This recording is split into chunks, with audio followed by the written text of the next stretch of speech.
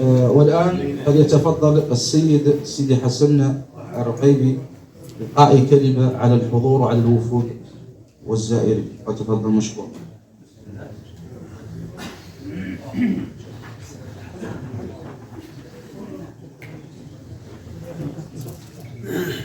بسم الله الرحمن الرحيم. حقيقة أنا ما كنت مبرمج عني لا نتكلم،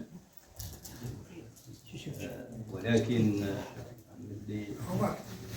اللي طلبوا الشرطة على أني مداخلة في الموضوع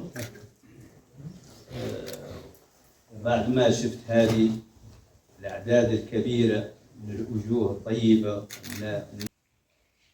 بالقوة اللاحة تدخل بيناتنا بالخير وبالمحبة، وذاك اللي كانوا فيه الأوائل رانا احنا نطمحوا له،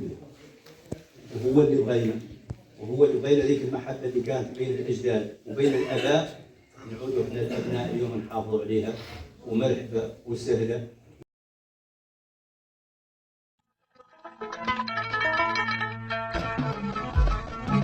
هاي تريدين ترقيبات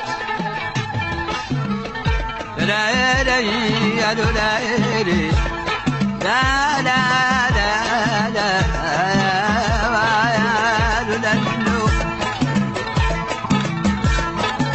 بالقبايل سيد احمد نشعر قايب اللي تجمعها كاف وقاف جماعة مقصد مبدا الامور ومرجعها ما يكفي بالحد بغدر سلك مجادلة مع يا قصة بعد شاعر تطمعها دعا عنك كل عد تتقدد قدام الناس تسمعها موجب شكر اسمعها من قد نوعات عيات تنوعها قبايل سيد احمد المدريدين على شكر اسمعها ما لمك تطمع يا حد وخط ما كنت مودعها ولا عندك عزم لسانة تردنا فيها في جيوش اتوقع بالقرات وتص هاي تريدين ترقيبات لا لا يا لا لا لا لا لا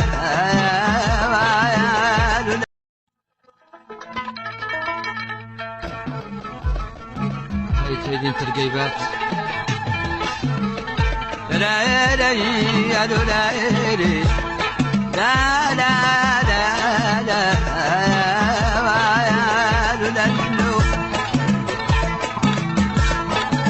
بالقبايل سيد احمد نشعر قايب اللي تجمعها